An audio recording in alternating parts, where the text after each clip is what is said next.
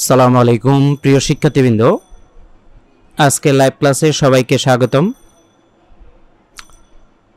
একটু 2-1 মিনিট আগে আসলাম যেন একটু সাউন্ডটা টেস্ট করতে পারি। তোমরা আমার ভয়েস বা সাউন্ড ক্লিয়ার আছে নাকি একটু আমাকে সবাই জানাও। তোমরা যদি ভয়েসটা শুনতে পাও তাহলে একটু কমেন্টের মধ্যে ক্লিয়ার লিখে দিবা, আর যদি শুনতে না পাও তাহলে সেটা একটু জানাবা। একটু সবাই কমেন্টে জানাও যে আমার ভয়েসটা শোনা যাচ্ছে নাকি। আমি 2 মিনিট পরেই মূল ক্লাসে চলে আসব। ওকে, আমি একটু কমেন্ট চেক করতেছি। তোমরা যারা যারা কমেন্ট করছো আমার ভয়েস ক্লিয়ার আছে নাকি একটু লিখতে বলছিলাম, একটু আমাকে অবশ্যই জানাবা। সাউন্ড ক্লিয়ার আছে নাকি জানাবা, ঠিক আছে? 1 মিনিট ওয়েট করো, আমি ক্লাসটা 1 মিনিট পরে শুরু করতেছি।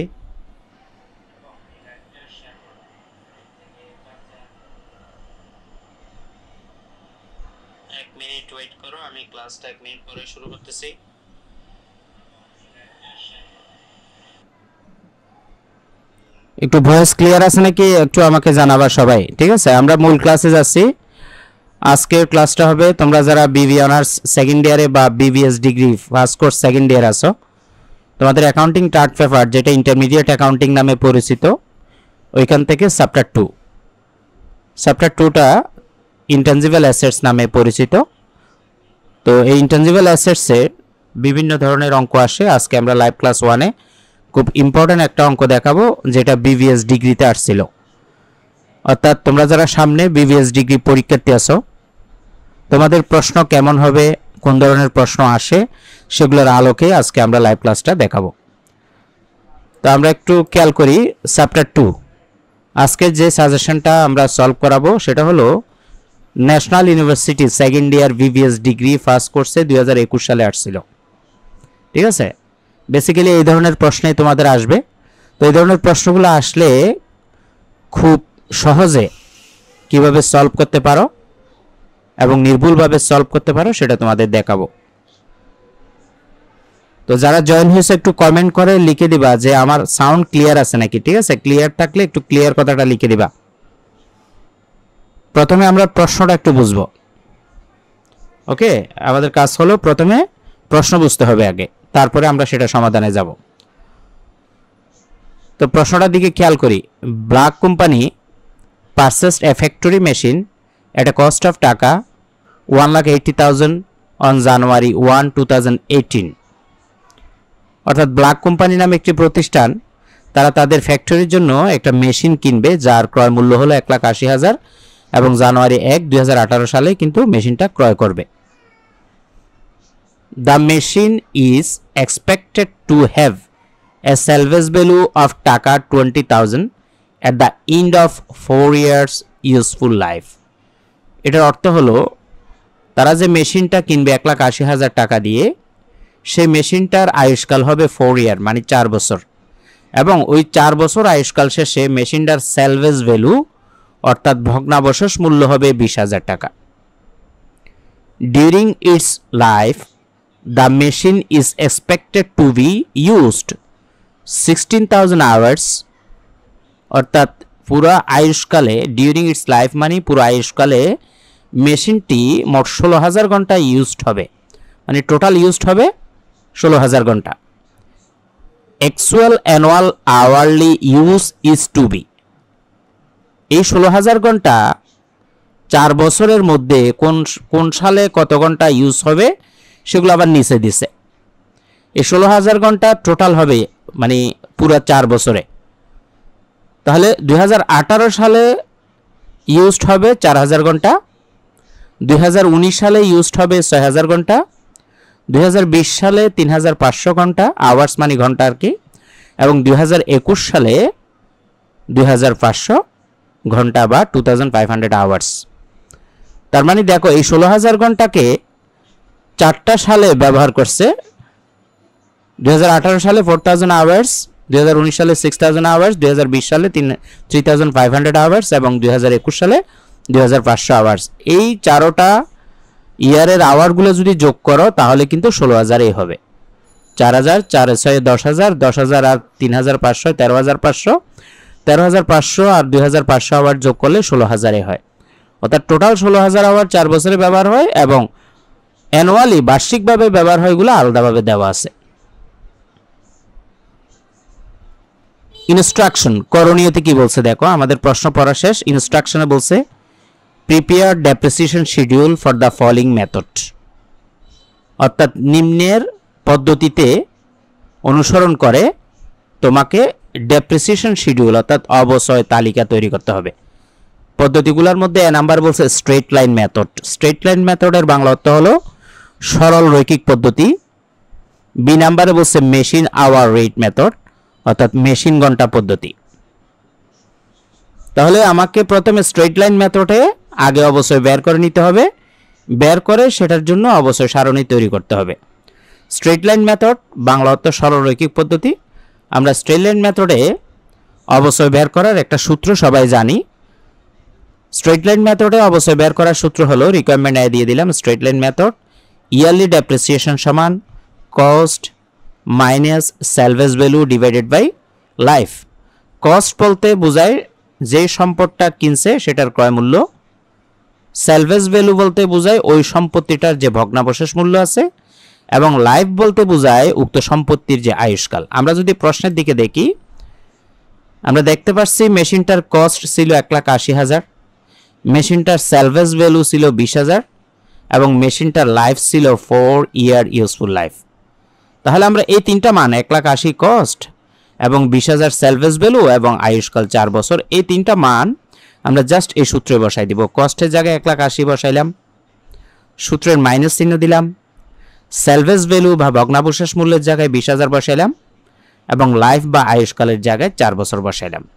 এখন জাস্ট 1,80,000 থেকে 20,000 মাইনাস করলে 1,60,000 আসবে, সেটাকে আয়ুষ্কাল 4 বছর দিয়ে ভাগ করলে 40,000 টাকা ডেপ্রিসিয়েশন পাবো স্ট্রেট লাইন মেথডে বার্ষিক অবশ্যই। খেয়াল করবা, স্ট্রেট লাইন মেথডে প্রত্যেক বছর অবশ্যই একই হয়।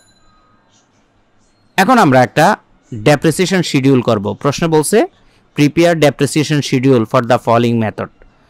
তাহলে ডেপ্রিসিয়েশন শিডিউল যখন তৈরি করতে বলছে, আমরা একটা ডেপ্রিসিয়েশন শিডিউল তৈরি করলাম, যেখানে একটা টেবল দেখতে পাচ্ছি এবং একটা টেবলে 5টা কলাম। প্রথম যে টেবলের কলাম সেটা হলো ইয়ার, কলাম নাম্বার 1। এখানে যত বছর আয়ুষ্কাল থাকবে তত বছর আমরা লিখে দিব ইয়ার 1, ইয়ার 2, ইয়ার 3, ইয়ার 4। যেহেতু আমাদের 4টা ইয়ার আছে সেজন্য 4টা ইয়ারে লিখে দিলাম। যদি 1টা ইয়ার থাকতো 1টা ইয়ার লিখতাম। 2 নম্বর কলামটা হলো বিগিনিং ব্যালেন্স, অর্থাৎ প্রারম্ভিক উদ্বৃত্ত। আমরা প্রশ্নে যদি দেখি, দেখো যে মেশিনটা কিনছিল সেটা জানুয়ারি 1, 2018-তে, তো এটাই বিগিনিং ব্যালেন্স 1,80,000।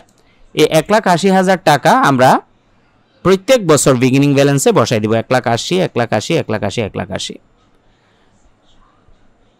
3 নাম্বার কলাম যেটা ডেপ্রিসিয়েশন, এই ডেপ্রিসিয়েশনটা আমরা ইতিমধ্যে একটা সূত্র ব্যবহার করে 40,000 টাকা ইয়ারলি ডেপ্রিসিয়েশন পাইছি। আমরা সবাই জানি স্ট্রেট লাইন মেথডে প্রত্যেক বছর অবচয়ের পরিমাণ একই হয়। এটাকে সরলরৈখিক পদ্ধতি বা স্থির কিস্তি পদ্ধতিও বলে। তো সেজন্য প্রত্যেক বছরে 4 বছর আমরা 40,000 করে অবচয় বসাই দিব। এরপরে চতুর্থ কলাম যেটা, সেটা হলো অ্যাকুমুলেটেড ডেপ্রিসিয়েশন, অবচয় সঞ্চিতি বা পুঞ্জীভূত অবচয়। এটা কিভাবে সৃষ্টি হয় খেয়াল করো। প্রথম বছর আমাদের যে ডেপ্রিসিয়েশন সেটাই অ্যাকুমুলেটেড ডেপ্রিসিয়েশন বা পুঞ্জীভূত অবচয় হবে। অ্যাকুমুলেটেড ডেপ্রিসিয়েশন মূলত সৃষ্টি হয় আগের বছরে যদি কোনো পুঞ্জীভূত অবচয় থাকে সেটার সাথে চলতি বছরের অবচয় যোগ করে হয়। যেমন দ্বিতীয় বছরে দেখো এটা 80,000 হয়ে গেছে। কিভাবে? দ্বিতীয় বছরে অ্যাকুমুলেটেড ডেপ্রিসিয়েশন বের করতে হলে তার আগের বছরের যে অ্যাকুমুলেটেড ডেপ্রিসিয়েশন 40,000 আছে সেটার সাথে ওই দ্বিতীয় বছরের ডেপ্রিসিয়েশনের টাকা যোগ করতে হবে, অর্থাৎ 40 এবং এই 40, অর্থাৎ পূর্ববর্তী বছরের অ্যাকুমুলেটেড ডেপ্রিসিয়েশন চলতি বছরের ডেপ্রিসিয়েশন যোগ করলে দ্বিতীয় বছরের পুঞ্জীভূত অবচয় বা অবচয় সঞ্চিতি, যাকে ইংরেজিতে অ্যাকুমুলেটেড ডেপ্রিসিয়েশন, সেটা পেয়ে যাবা। ঠিক একইভাবে তুমি যদি তৃতীয় বছরের অ্যাকুমুলেটেড ডেপ্রিসিয়েশন বের করতে চাও, দ্বিতীয় বছরের যে অ্যাকুমুলেটেড ডেপ্রিসিয়েশন 80,000 আছে তৃতীয় বছরের অবশ্যই 40,000 যোগ করে দিলেই তৃতীয় বছরের অ্যাকুমুলেটেড। চতুর্থ বছরের ক্ষেত্রে তাহলে তৃতীয় বছরেরটা নিব 1,20,000, তার সাথে চতুর্থ বছরের ডেপ্রিসিয়েশন অ্যাকুমুলেটেড তৃতীয় বছরের নিব, কিন্তু চলতি বছরের অবশ্যই যোগ করলে আমরা চলতি বছরের অ্যাকুমুলেটেড বা চতুর্থ বছরের অ্যাকুমুলেটেড ডেপ্রিসিয়েশন 1,60,000 পাবো। এরপরে দেখব ক্যারিং ভ্যালু 5 নাম্বার যেটা। তো এই ক্যারিং ভ্যালু আমরা কিভাবে বের করব? ক্যারিং ভ্যালু বলতে আমরা কি বুঝি? ক্যারিং ভ্যালু বলতে মূলত বোঝায় একটা সম্পত্তি উদ্ধৃতপত্রে বা আর্থিক বিবরণীতে কত টাকা দেখানো হয় সেটা। ক্যারিং ভ্যালু বলতে আমরা কি বুঝি? ভৌত সম্পদ যেমন যন্ত্রপাতি, কম্পিউটার, এগুলার বহন খরচ, এটা মূলত ব্যালেন্স শিটের মধ্যে আমরা যে সম্পদটা দেখাবো এটা মূলত পাওয়া যায় মূল যে খরচ, অর্থাৎ যে বিগিনিং তোমার ব্যালেন্স আছে 1,80,000, এখান থেকে তুমি যখন অ্যাকুমুলেটেড ডেপ্রিসিয়েশন মাইনাস করবা তখন তুমি ক্যারিং ভ্যালুটা পেয়ে যাবা। সেজন্য ক্যারিং ভ্যালু 5 নাম্বার কলাম সমান দিছে 2 নাম্বার, মানে 2 নাম্বার কলাম অর্থাৎ বিগিনিং ব্যালেন্স থেকে এই 4 নাম্বার কলাম মানে অ্যাকুমুলেটেড ডেপ্রিসিয়েশন মাইনাস করব। তাহলে ক্যারিং ভ্যালু হলো বছর শেষে ব্যালেন্স শিটে আমরা যে মূল্যটা বসাবো, অর্থাৎ সম্পত্তির মূল্য থেকে পুঞ্জীভূত অবস্থায় বাদ দিয়ে যেটা পাবো। তাহলে আমরা প্রথমে 1,80,000 টাকা বিগিনিং ব্যালেন্স, ঠিক আছে, সেখান থেকে আমরা অ্যাকুমুলেটেড ডেপ্রিসিয়েশন 40,000 মাইনাস করলে আর থাকে 1,40,000। ঠিক একইভাবে দ্বিতীয় বছরের বিগিনিং ব্যালেন্স 1,80,000 থেকে 1,80,000 থেকে অ্যাকুমুলেটেড ডেপ্রিসিয়েশন দ্বিতীয় বছরে 80,000 মাইনাস করলে আর 1,00,000। তৃতীয় বছরে 1,80,000 বিগিনিং ব্যালেন্স থেকে তৃতীয় বছরের অ্যাকুমুলেটেড ডেপ্রিসিয়েশন 4 নাম্বার কলামের 1,20,000 মাইনাস করলে তাহলে আর 60,000। সহজ কথা, 2 নাম্বার কলাম থেকে 4 নাম্বার কলাম মাইনাস করতে থাকবা। এভাবে চতুর্থ বছরে দেখো 1,80,000 বিগিনিং ব্যালেন্স থেকে 1,60,000 accumulated depreciation 4 number column minus করলে 20,000 থাকবে, এবং এই 20,000 তোমার যে প্রশ্নে সেলভেজ ভ্যালু বলছে সেটার সাথে মিলে যাইতে হবে। আমাদের প্রশ্নের ভিতরে সেলভেজ ভ্যালু কত হাজার ছিল বলছে? 20,000। এই 20,000 মিলে যাবে, সেজন্য সেটাই হলো আসলে ভগ্নাবশেষ মূল্য, অর্থাৎ 4 বছর আয়ুষ্কাল শেষে 20,000ই থাকবে। তাহলে আমরা স্ট্রেট লাইন মেথডে অবশ্যই দেখাইলাম, এখন ডেপ্রিসিয়েশন শিডিউল দেখাইলাম। এরপরে রিকোয়ারমেন্ট 3-তে বলছে মেশিন আওয়ার রেট মেথড, অর্থাৎ মেশিন ঘন্টা হার পদ্ধতি। প্রথমে আমরা পরবর্তী পেজে এসে মেশিন আওয়ার রেট মেথডের যে সূত্র, মেশিন আওয়ার রেট মেথডের ডেপ্রিসিয়েশন বের করার যে সূত্র সেটা শিখব। মেশিন আওয়ার রেট মেথডে মূলত ডেপ্রিসিয়েশন বের করতে হলে তোমাকে আগে ডেপ্রিসিয়েবল ভ্যালু বের করতে হবে। ডেপ্রিসিয়েবল ভ্যালু বলতে কি বুঝি? ডেপ্রিসিয়েবল ভ্যালু বলতে আমরা বুঝি অবশ্যয়যোগ্য মূল্য, অর্থাৎ কত টাকার উপরে আমরা অবশ্যই কাউন্ট করব। অবশ্যয়যোগ্য মূল্য কত, সেটা হলো কস্ট, মানে মেশিনটার যে কস্ট সেখান থেকে সেলভেজ ভ্যালু মাইনাস করব। তাহলে কস্ট ছিল 1,80,000, সেলভেজ ভ্যালু বা ভগ্নাবশেষ মূল্য 20,000, 1,60,000, এটাই হবে ডেপ্রিসিয়েবল ভ্যালু। এখন ডেপ্রিসিয়েশন পার আওয়ার, এই সূত্রটা তোমার মুখস্থ রাখতে হবে মেশিন আওয়ার রেট মেথডের জন্য। মেশিন আওয়ার রেট মেথডে প্রতি ঘন্টার অবশ্যই বের করা বা ডেপ্রিসিয়েশন পার আওয়ার বের করার সূত্র হলো actual working hours divided by total working hours into depreciable value. অর্থাৎ অ্যাকচুয়াল ওয়ার্কিং আওয়ারের সাথে তুমি যখন এই যে ডেপ্রিসিয়েবল ভ্যালু 1,60,000 এটা গুণ করবা, যেটা পাবা সেটাকে টোটাল ওয়ার্কিং আওয়ার্স দিয়ে ভাগ করলে তুমি পার আওয়ারে ডেপ্রিসিয়েশন বা প্রতি ঘন্টায় অবশ্যই পাবা। এখন কথা হলো এই অ্যাকচুয়াল ওয়ার্কিং আওয়ার আমরা কোথায় পাবো? খেয়াল করো, আমাদের প্রশ্নে সব কিছু দেওয়া আছে। Actual annual hour uses is to be 2018 সালে 4,000 ঘন্টা, 2019 সালে 6,000 ঘন্টা, 2020 সালে 3,500 এবং 2021 সালে 2,500। এগুলো হলো actual working hour. But total hour কত? এখানে during its life the machine is expected to be 16,000 hours. তাদের মোট আওয়ার হলো 16,000, তার মানে টোটাল ওয়ার্কিং আওয়ার হবে 16,000। আর অ্যাকচুয়াল ওয়ার্কিং আওয়ার যে বছরের অবশ্যই বের করব সেই বছরেরটা বসবে এখানে। করার পরে আমরা এই সূত্র প্রয়োগ করেই পার আওয়ারে বের করব। আমরা যদি পরবর্তী পেজে যাই, পরবর্তী পেজে আমরা একটা টেবল নিয়ে আসলাম। এই টেবলের মধ্যেও যথারীতি ফার্স্ট ঘর হবে ইয়ারের একটা কলাম, বিগিনিং ব্যালেন্স একটা column, depreciation, accumulated depreciation, carrying value. ইয়ারের মধ্যে আমরা সালগুলো বসাই দিব 2018, 2019, 2020, 2021 এগুলো প্রশ্নে যেভাবে আছে। দেখো 2018, 2019, 2020, 2021 আমরা প্রশ্ন থেকে দেখে দেখে বসাইলাম। বিগিনিং ব্যালেন্স সেটাও প্রশ্নের মধ্যে আছে। তারা যে মেশিনটা 1,80,000 জানুয়ারিতে কিনছিল, জানুয়ারির 1 তারিখে, সেটা বসাই দিলাম 1,80,000, 1,80,000, 1,80,000 বসাই দিলাম। এরপরে ডেপ্রিসিয়েশন, এই ডেপ্রিসিয়েশন আমরা কিভাবে পাই? কিছুক্ষণ আগে আমরা ডেপ্রিসিয়েশন একটা সূত্র ব্যবহার করছি। এই depreciation per hour actual working আওয়ারের সাথে ডেপ্রিসিয়েবল ভ্যালু গুণ করব, তারপরে টোটাল ওয়ার্কিং আওয়ার দিয়ে ভাগ করলে ডেপ্রিসিয়েশন পার আওয়ার পাবো। তাহলে আমরা যদি এখন দেখি যে অ্যাকচুয়াল ওয়ার্কিং আওয়ার আমরা কত বের করছি, 1,60,000, সরি অ্যাকচুয়াল ওয়ার্কিং আওয়ার আমরা প্রতি বছরে 2018 সালে 4,000 ঘন্টা, ডেপ্রিসিয়েবল ভ্যালু 1,60,000 এবং টোটাল ওয়ার্কিং আওয়ার 16,000। আমরা যদি এই জিনিসগুলো আবার তোমাদের দেখাই, যেমন দেখো এই যে ডেপ্রিসিয়েবল ভ্যালু 1,60,000 বের করছিলাম। অ্যাকচুয়াল ওয়ার্কিং আওয়ারগুলো আমরা আমাদের প্রশ্নের মধ্যে এই যে 18 সাল যখন ব্যবহার করবা তখন 4,000 বসাবা, 19 সাল যখন বের করবা 6,000 বসাবা, 20 সালে 3,500, 21 সালে 2,500 বসাবা। ঠিক আছে, এভাবেই আমরা এই সূত্র ব্যবহার করে ডেপ্রিসিয়েশনগুলো বের করব। তাহলে আমরা প্রথমে 2018 সাল বের করতেছি। 2018 সালে অ্যাকচুয়াল ওয়ার্কিং আওয়ার 4,000 ঘন্টা। আমি আবার দেখাচ্ছি, এই দেখো 2018 সালে 4,000, টোটাল তো 16,000, টোটালের জায়গায় সবসময় 16,000 বসবে। তাহলে আমরা উপরে 4,000, নিচে 16,000 ইন্টু, এটা তুমি যদি এই পাশেও দাও একই, এই পাশে দিলেও একই, সেটা হলো ডেপ্রিসিয়েবল ভ্যালু 1,60,000। এই ডেপ্রিসিয়েবল ভ্যালু আমরা দেখো 1,60,000 বের করছিলাম। তার মানে এখানে খেয়াল রাখবা ডেপ্রিসিয়েবল ভ্যালু এবং টোটাল ওয়ার্কিং আওয়ার সবসময় প্রতি বছর একই থাকবে, অর্থাৎ এই নিচে 16,000 এবং 1,60,000 প্রতি বছর একই থাকবে। শুধুমাত্র চেঞ্জ হবে উপরেরটা। অ্যাকচুয়াল ওয়ার্কিং আওয়ার 18 সালের সময় 4,000 হবে, 19 সালের সময় 6,000 হবে, 20 সালের সময় 3,500 হবে, 21 সালের সময় 2,500 হবে। কারণ আমাদের প্রশ্নে এই অ্যাকচুয়াল ওয়ার্কিং আওয়ার অ্যানুয়াল যেগুলো আওয়ার ছিল সেগুলো কিন্তু এক এক বছর এক একটা, 4,000, 6,000, 3,500, 2,500। সেজন্য অ্যাকচুয়াল ওয়ার্কিং আওয়ারের উপরের মানগুলো পরিবর্তন হবে, বাকি মানগুলো সব একই থাকবে। কারণ এখানে একটাই ডেপ্রিসিয়েবল ভ্যালু 1,60,000 এবং একটাই টোটাল আওয়ার 16,000। তাহলে আমি যদি প্রথম বছরটা তোমাদেরকে দেখাই কিভাবে করবা, এই 1,60,000 সাথে 4,000 গুণ করবা, করে যেটা বের হবে সেটাকে 16,000 ঘন্টা দিয়ে ভাগ করবা। আমি একটা ইয়ার দেখাই দিই, বাকিগুলো তোমরা করবা।